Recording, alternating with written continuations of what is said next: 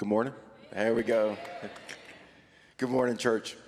First, I would like to thank each of you for the way you have loved and supported our family this year.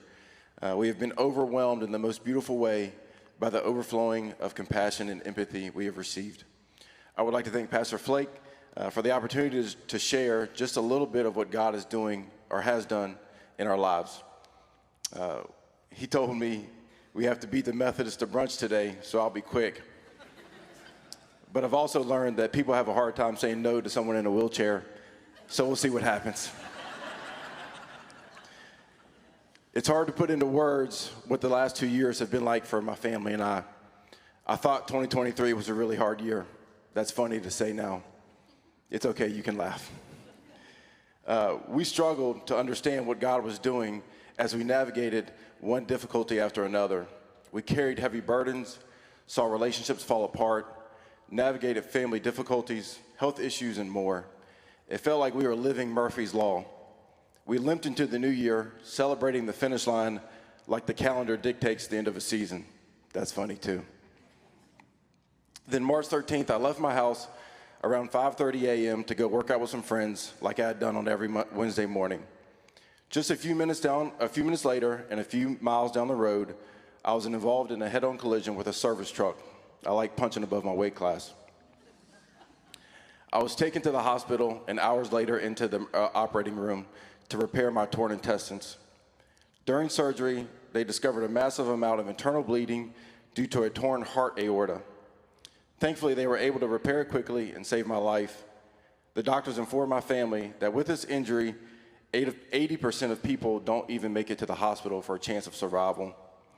Over the next couple days, I would have 3 more surgeries to repair a fractured jaw, fractured vertebrae, and a broken and dislocated foot. Due to my torn aorta, I suffered what is called a spinal stroke and was now paralyzed from the waist down. As I wrestled with my new reality, I had so many questions, emotions, and thoughts. Me and God had a lot of candid conversations.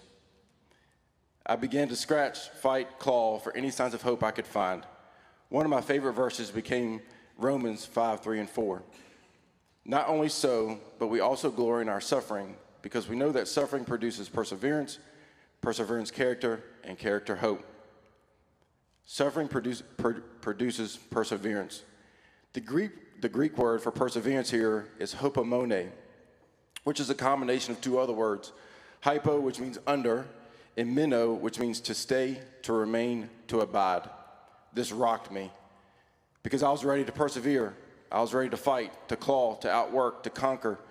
And not only was God telling me to stay, to remain, and to abide, he was telling me to choose to do so, to submit. God was telling me to stop trying to extinguish the fire and to let it refine me. Perseverance produces character. Character is one of those things that's hard to explain, but you know it when you see it. I've learned by choosing to stay, to remain, to abide, I submit myself to be shaped and molded by the God of the universe. That just like the refining of silver, you know it's ready when the maker can see his reflection. Our greatest accomplishment is not what we achieve, how much money we have, what title or what position we hold, awards, championships, or bonuses we earn. Our greatest accomplishment is who we become. Character produces hope. As Christians, our greatest blessing just might be hope. Our hope is different because it's not set on something, but rather someone. The Bible is full of countless stories of trials, tribulations, pain, difficulty, and crying out to God. And yet, his response is never try harder, be better, work a little harder, be stronger. His response almost always is, I will be with you. While I pray often for my complete and total healing, my hope is not in being healed. My hope is set on the healer. I pray this helps you, that you remember when the fire gets hot, don't try to extinguish it or run out of it, but rather let it refine you. Remember, God is far more concerned with your character and its development than your comfort. And finally, never forget, no matter how hot the fire, how dark the night, or how hard the times, or how lost you feel, God's most frequent promise is, I will be with you. And therein lies our hope. Thank you.